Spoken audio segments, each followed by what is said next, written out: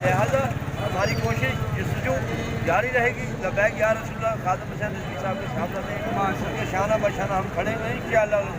جو گولی ان کی طرف جائے گی سب سے پہلے یہ میں لبیک یا رسول اللہ. لبیک یا السلام علیکم ورحمۃ اللہ وبرکاتہ. پاکستان نیشنل ٹی وی اور الرٹ پاکستان میں آپ کو خوش آمدید کہتے ہیں.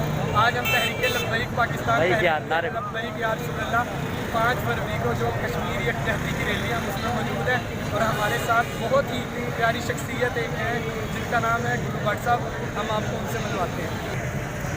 ہاں جی, گلو بٹ صاحب ہمارے درمیان ہیں اور اب ہم ان سے پوچھتے ہیں. آپ کی ملاقات بھی کروا دی ہے ماشاء اللہ. ہمارے ساتھ ہی کھڑے ہوئے پیچھے اسمبلی ہال ہے اور ہم ان سے پوچھتے ہیں کہ یہ اپنا جو 17 فروری کو حافظ سعد حسین رضوی نے جو ڈیڈ لائن دی ہے کہ اگر حکومت نے سبیل نہ نکالا تو اس کے بارے میں ان کا کیا موقف ہے؟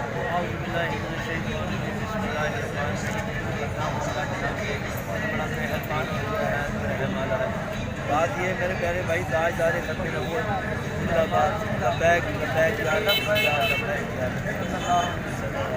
بات یہ آپ نے جو بات کی ہے نامزد رسالت میں کوئی سمجھوتا نہیں بھائی. اگر وہ نہیں نکالے گا انشاءاللہ العزیز فرانس کا جو سفارت خانہ ہے اس کا گھیراؤ کریں گے اور اس کے جوتے مار کے باہر نکالیں گے. کیوں؟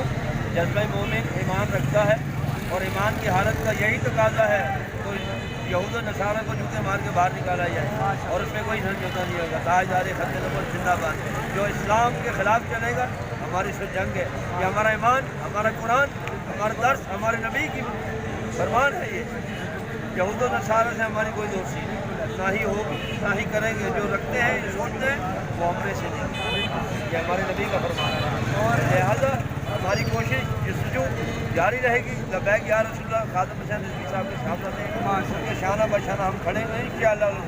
جو گولی ان کی طرف جائے گی سب سے پہلے یہ میں لبیک یا رسول اللہ. لبیک یا میرا جان سب مصطفیٰ.